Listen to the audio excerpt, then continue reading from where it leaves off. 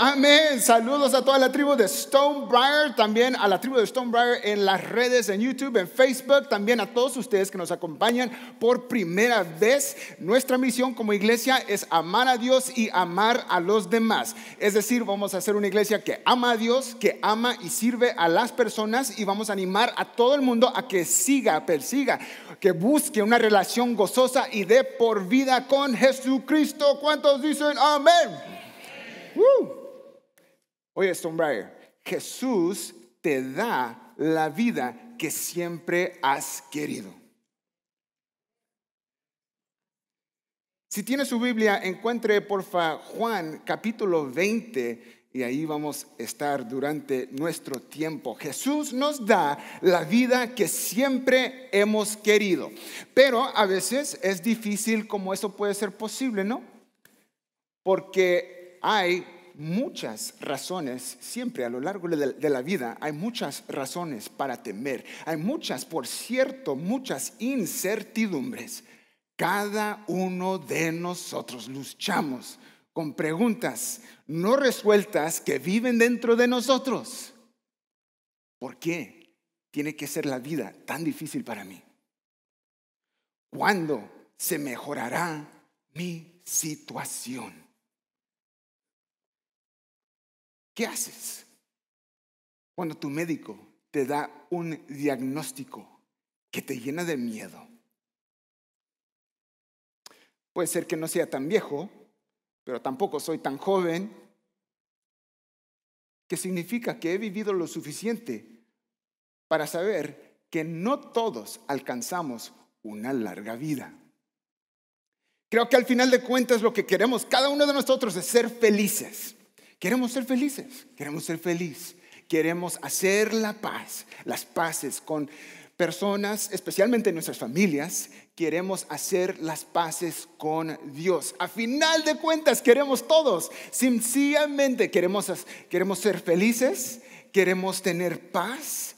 ¿Eso es demasiado para pedir? Esta es la pregunta que nos hacemos cada uno de nosotros. Hacemos estas preguntas cuando nos encontramos en momentos de prueba, en momentos que nos retan, cuando experimentamos desilusión, cuando nos sentimos desesperanzados. Y es muy importante, tribu de Stonebriar, como tú das respuesta a estas preguntas.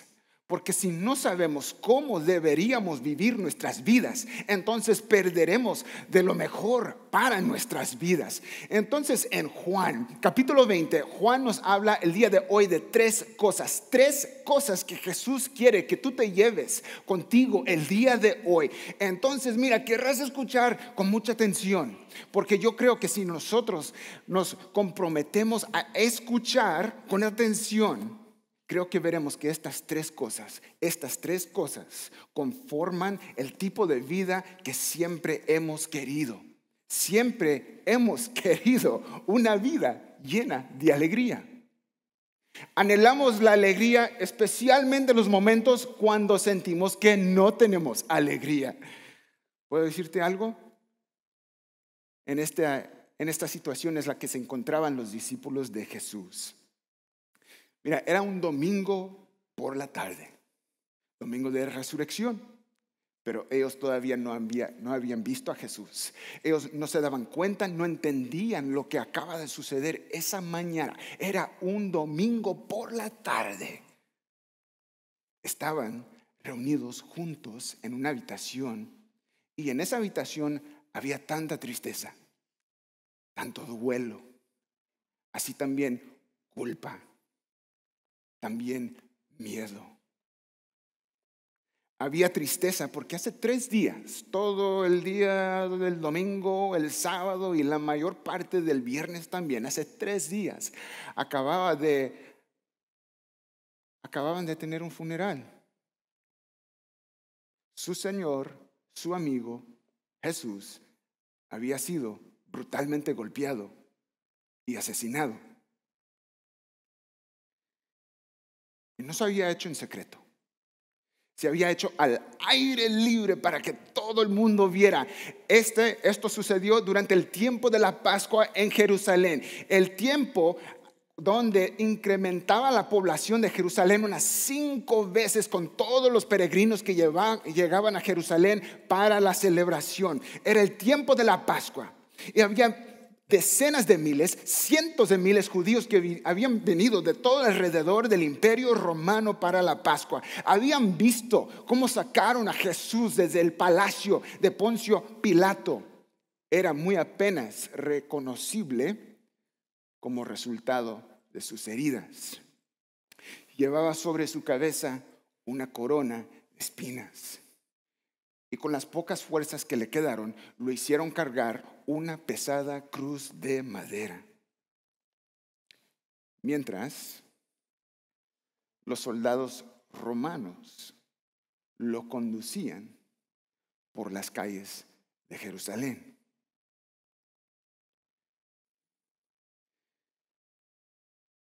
Si hubieras estado allí, así como ellos, los discípulos, hubieras visto cómo las multitudes alineaban las calles de Jerusalén,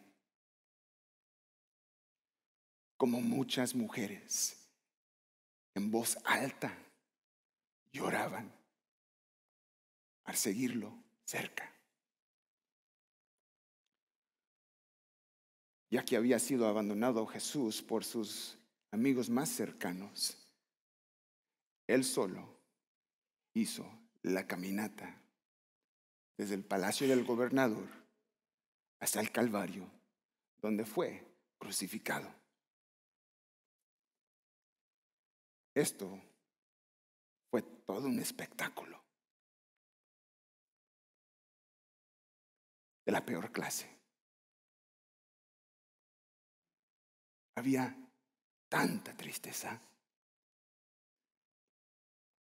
en esa habitación donde estaban los discípulos reunidos. Además que tristeza, también había duelo. Nuestros profesionales en el área de salud mental nos dicen que muy pocas cosas son más desorientadoras como el duelo. Porque el duelo, nosotros experimentamos duelo cuando las estructuras de nuestras vidas, o en pocas palabras, cuando las rutinas o las personas en las que establecemos nuestras vidas son rompidas. Piensa en la última vez que usted sintió este tipo de duelo.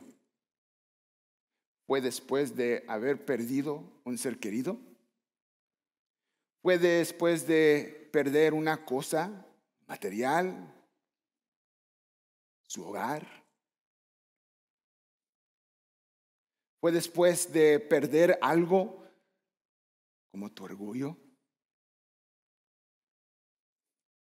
Me recuerdo hace años cuando enterramos a mi madre. Y me acuerdo que al final del servicio allí, en el sitio de entierro, yo me acerqué para ver a dónde finalmente reposaba mi mamá.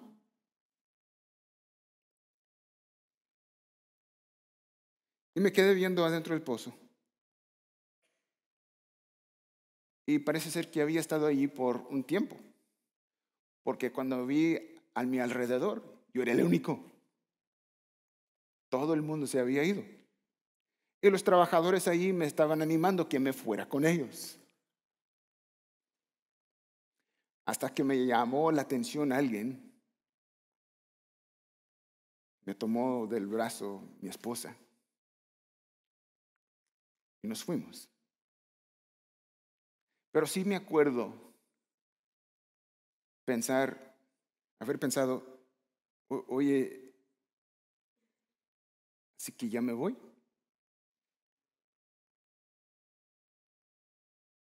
Y recuerdo también no queriendo irme, y también me recuerdo no saber a dónde iba.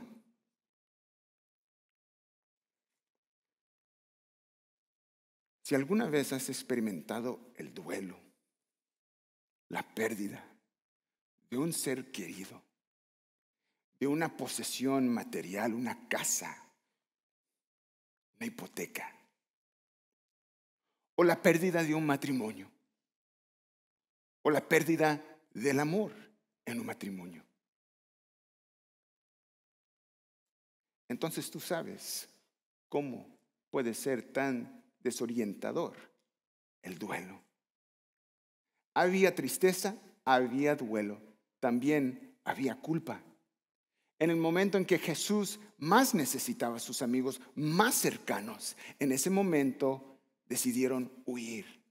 Había culpa, tristeza, duelo, culpa. También había mucho miedo. Porque de todos modos Jesús era un hombre buscado por las autoridades. Y si los discípulos llegaran a ser detenidos, entonces lo más probable es que ellos corrían el riesgo de unirse a Jesús en la crucifixión.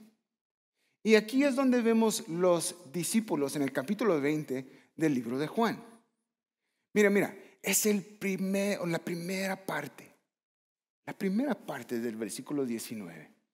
La primera parte del versículo 19 dice: ese domingo al atardecer,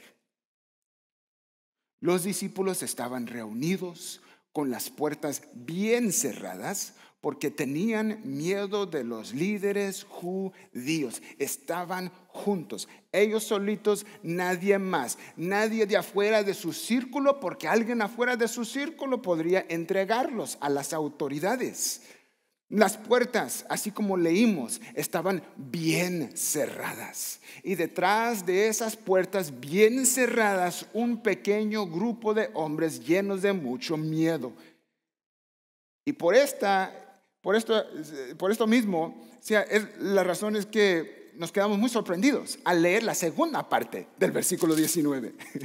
Porque dice: de pronto Jesús estaba de pie en medio de ellos. La paz sea con ustedes. Oye, me imagino a Pedro, Juan todavía intentando de conectar los puntos en que, oye, veo a Jesús y Jesús está enfrente de mí.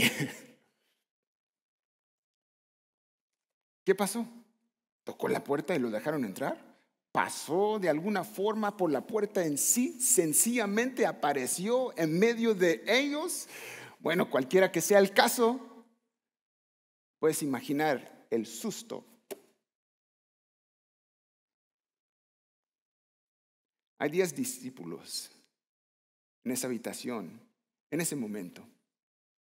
Ninguno de ellos dice nada. Parece ser que por primera vez ni Pedro abrió la boca.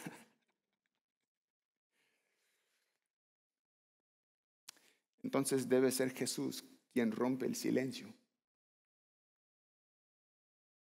Y rompe el silencio con las palabras que todos anhelamos escuchar,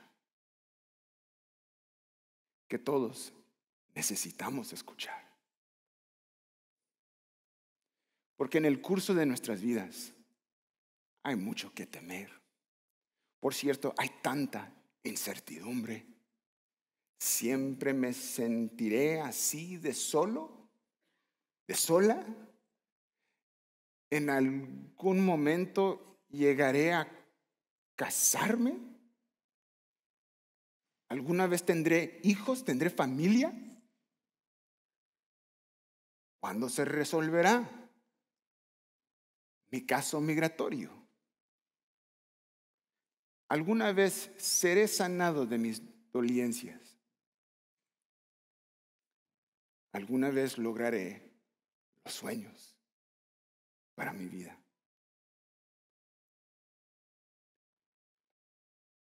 Fue muy milagroso cómo Jesús llegó a entrar en esa habitación.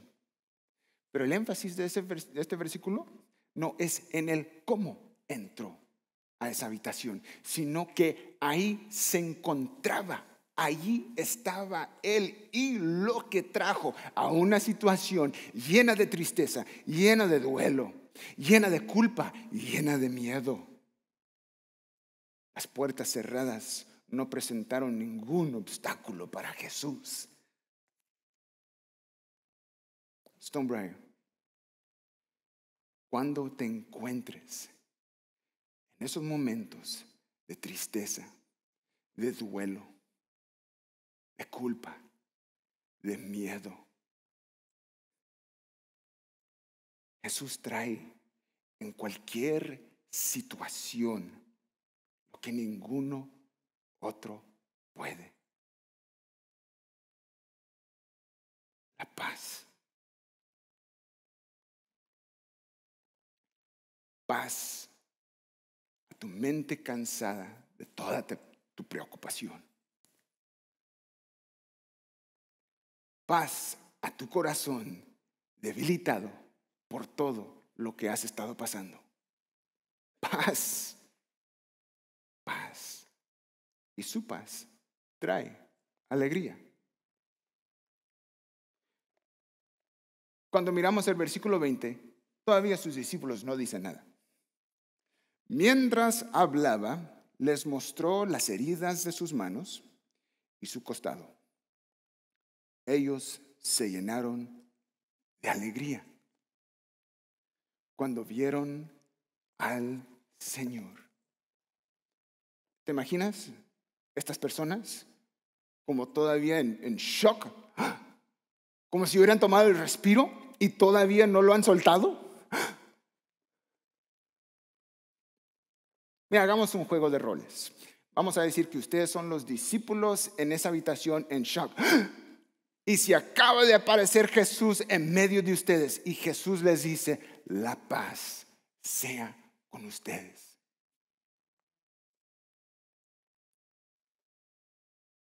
Pero Jesús sabe que te está costando. Te cuesta para entender lo que está sucediendo. Entonces, Jesús en el versículo 20 rompe el silencio. No con palabras, sino con un señalamiento. Te muestra las marcas de los clavos en sus manos.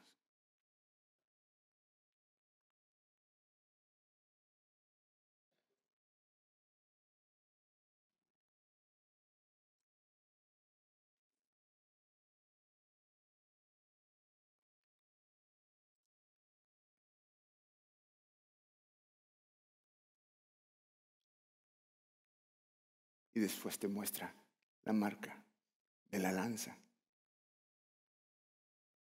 con la que fue traspasado en su costado.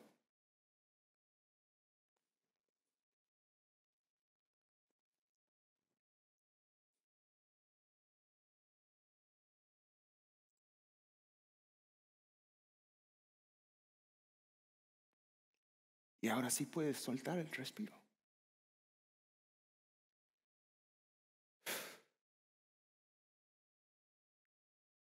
Y eres lleno de alegría.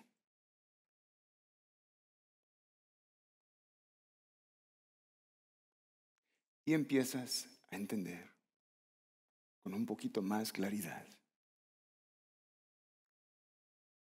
que Jesús nunca fue indiferente a tu sufrimiento.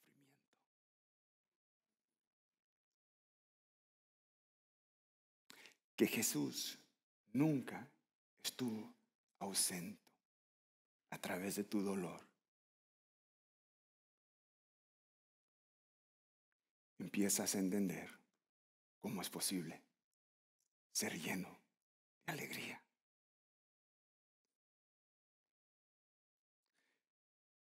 Jesús te da la vida que siempre has querido. Una vida llena de alegría. También te da una vida llena con propósito. Mira el versículo 21 conmigo.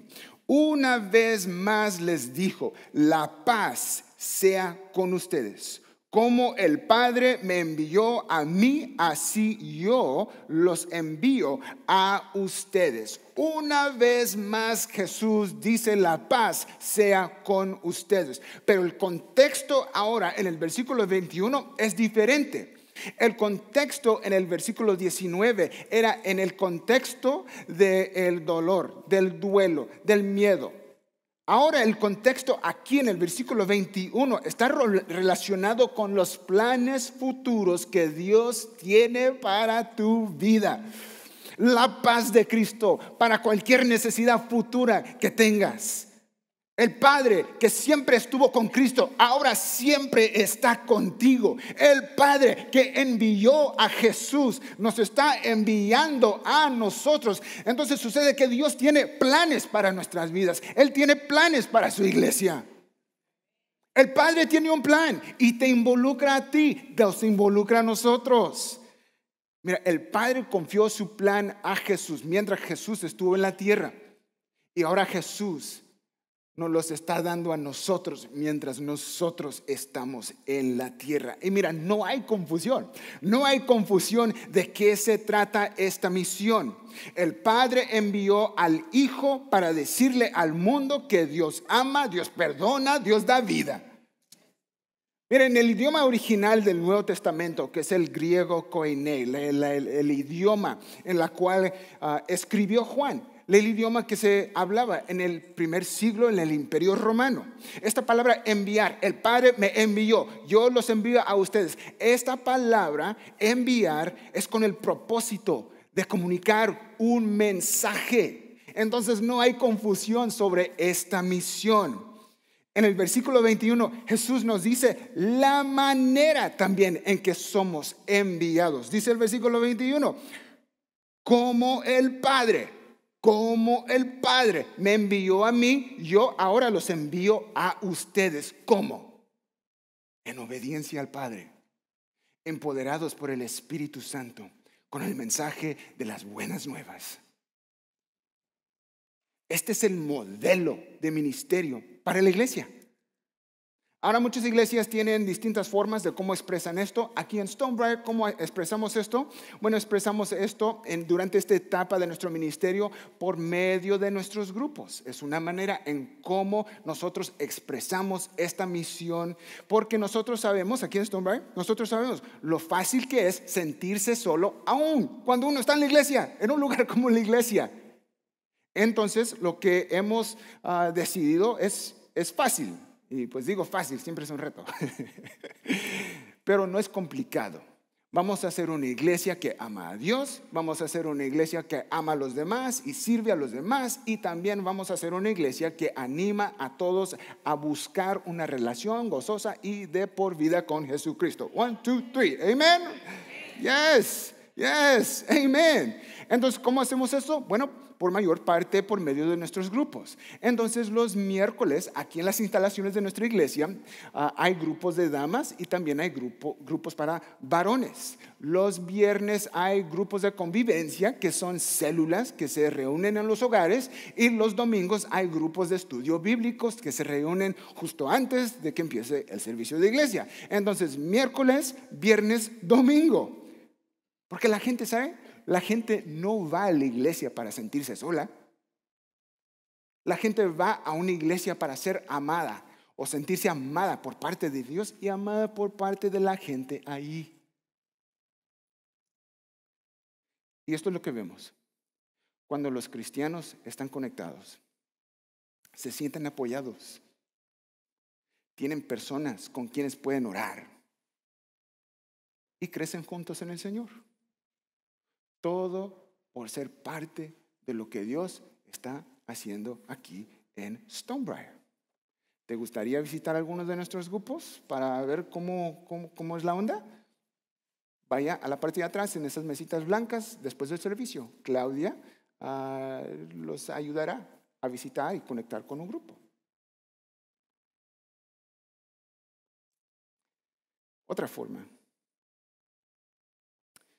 en que expresamos esta misión, que Dios ama, Dios da vida, es por medio del servicio. Amar a Dios, amar a ¿quién? Los demás.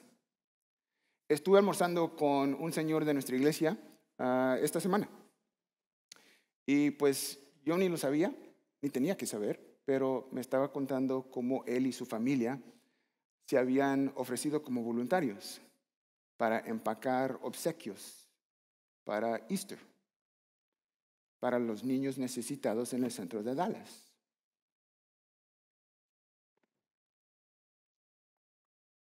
Otra forma, hace unos meses, diciembre por ahí, a mi hijo le hicieron una cirugía que no fue tan serio, gracias a Dios. Le sacaron las amígdalas, los adenoides, y pues ahora puede respirar y puede dormir durante la noche. Y me mata, papá, también puede dormir durante la noche.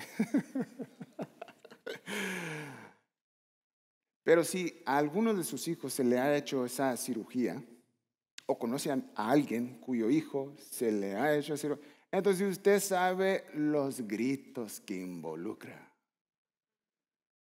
Una semana de recuperación muy larga. Y pobres criaturas están sufriendo. Pero te digo la verdad, que todos en el hogar sufren. Y sabes que una familia no nos dijo nada antemano, vino por nuestra casa, nos dejó una bolsita con obsequios, actividades para niños, o sea, actividades que uno puede buscar en cualquier lugar. Pero sabes que eso fue una bendición para nosotros. Porque no solo es el hecho de que mi hijo no lloró por un tiempo, pero también nos bendijo y nos sentimos apreciados, nos sentimos amados. Amar a Dios, amar a los demás. Estos son ejemplos.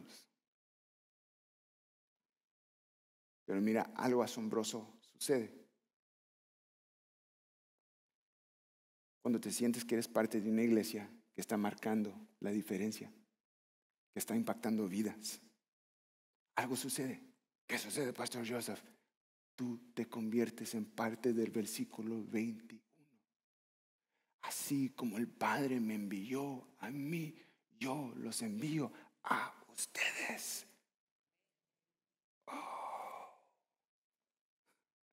Pasas de simplemente asistir a la iglesia a ser parte de lo que Dios está haciendo en tu iglesia. Y eso realmente es lo que la gente está buscando en una iglesia. Quiere sentir que su tiempo, que su compromiso, que está marcando la diferencia, está impactando vidas. Jesús nos ha dado el llamado más grande en todo el mundo, el llamado de servir a su iglesia. Entonces, Stonebriar pertenece a Cristo.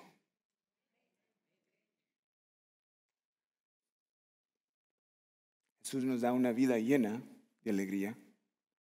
Jesús nos da una vida con propósito.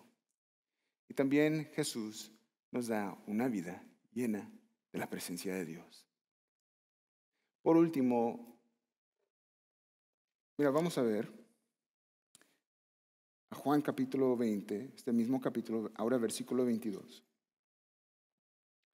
Entonces Jesús sopló sobre ellos, sobre sus discípulos, y dijo: reciban al Espíritu Santo. Y esto es tan especial, porque en el Evangelio de Juan, el Espíritu Santo toma un rol central. En el Evangelio de Juan, el Espíritu Santo, por medio del Espíritu Santo, nosotros llegamos a ser parte del reino de Dios, parte de la familia de Dios. Jesús le dijo a Nicodemo, capítulo 3, versículo 5, si no naces por medio del Espíritu, tú no puedes ser parte del reino de Dios. También Jesús dice que el Espíritu Santo es el que da vida.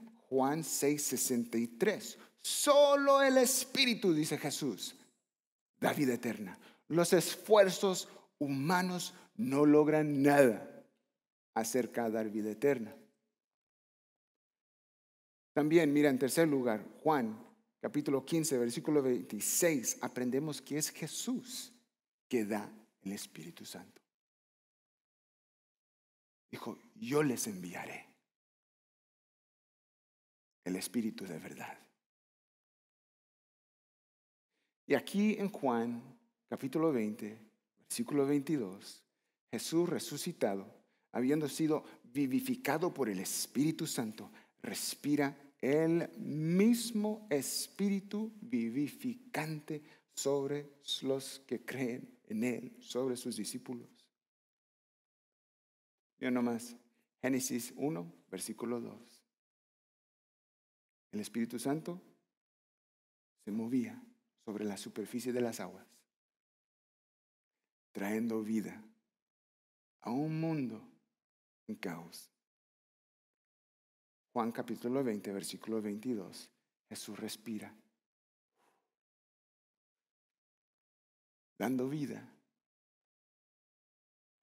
a las vidas en caos.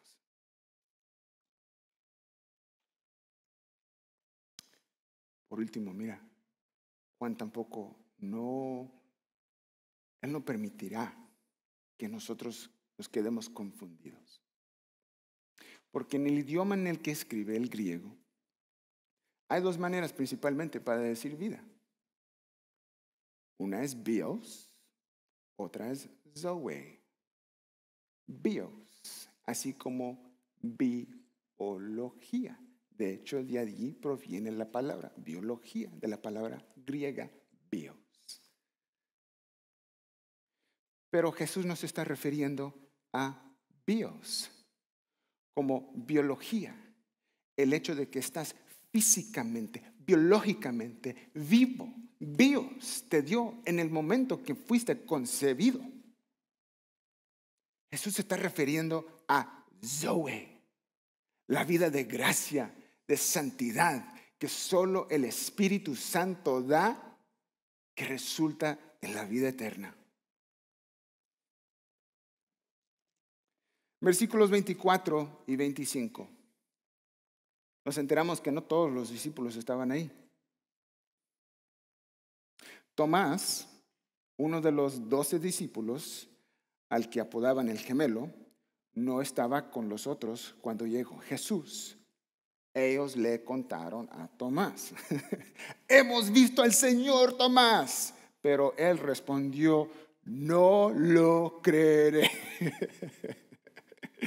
Y usa la forma de negación más fuerte en este idioma. Es como decir: no lo creeré. A menos que vea las heridas de los clavos en sus manos, meta mis dedos en ellas y ponga mi mano dentro de la herida de su costado. Pero 8 días después, en el versículo 26, los discípulos estaban juntos de nuevo y esa vez Tomás se encontraba con ellos. Una vez más, las puertas estaban bien cerradas, pero de pronto, igual que antes, Jesús estaba de pie en medio de ellos y dijo por tercera vez: la paz sea con ustedes. Creo que aquí vemos la gracia de Dios. Hace 8 días Jesús se les había aparecido. Y el hecho de que Tomás no estaba presente en la primera instancia no iba a cambiar nada.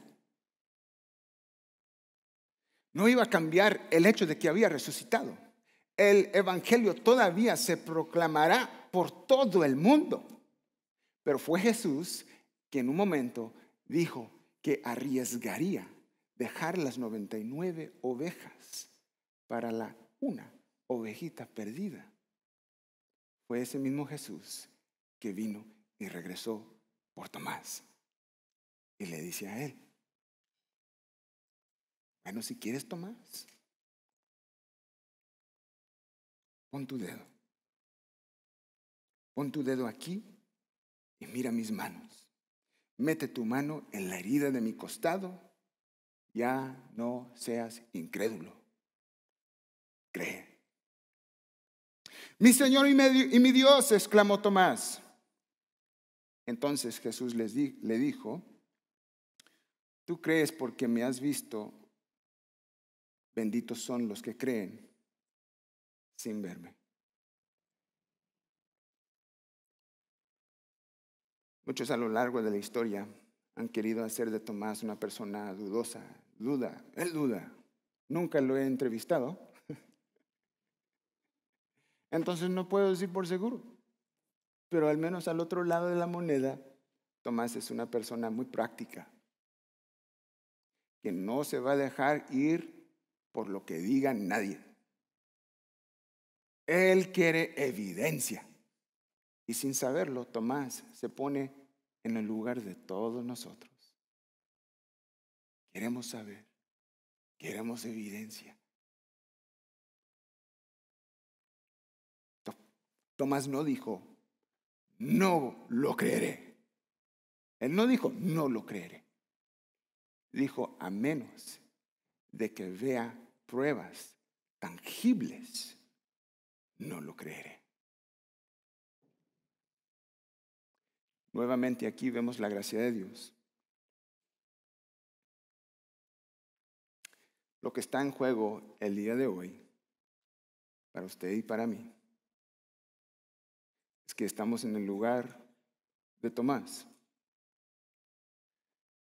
Tenemos toda la evidencia necesaria para creer en Jesús y seguirlo. Pero corremos el riesgo de decir que no.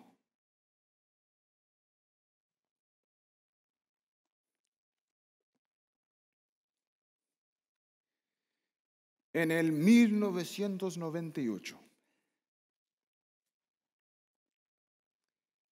el domingo de resurrección, mi mamá me rogó que fuera a la iglesia con ella. Tenía 17 años en aquel entonces. Tal vez a ti también te rogó tu mamá que estuvieras aquí el día de hoy.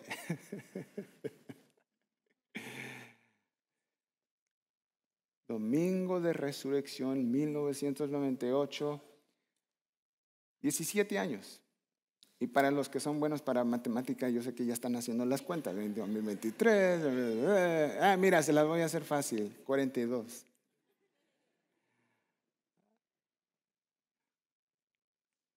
Y estando ahí, escuché el pastor. Y el pastor leía las escrituras. Y pues hablaba de que Jesús había resucitado. Por supuesto, no a Bills, pero a Zoe. Y escuchando el mensaje, se me llenaron de lágrimas los ojos.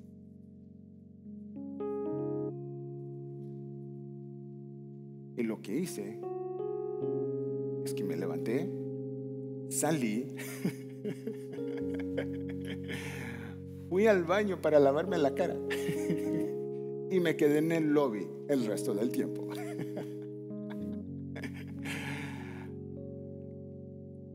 Pero también ese mismo día, eso era en la mañana, ese mismo día por la tarde, una amiga de mi escuela me invitó a su iglesia para el servicio de domingo de resurrección esa tarde. Y fui, y una vez más escuché al pastor que leía las escrituras y decía lo mismo, que Jesús había resucitado. Pero esta vez sí supe qué hacer. Entonces el pastor pidió dos cosas. Pidió en primer lugar, si alguien está creyendo en Jesús por primera vez, por favor, levante la mano. Y yo levanté la mano. Y dijo, en segundo lugar, queremos orar contigo y felicitarte en este paso de fe que has hecho. Y pues un señor de la iglesia oró conmigo. Y siempre me acordaré de aquel pastor. Es más, la última vez que visité a la Florida, a finales del año pasado, fui a oficiar una boda. en mi país natal de Miami.